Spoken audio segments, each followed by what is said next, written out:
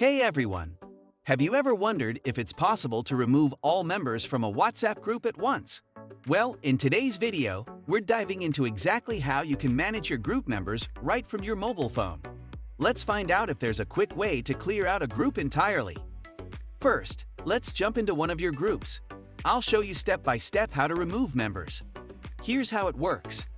Open WhatsApp and navigate to the group you want to manage. Tap on the three dots in the top right corner. Select Group Info from the drop-down menu.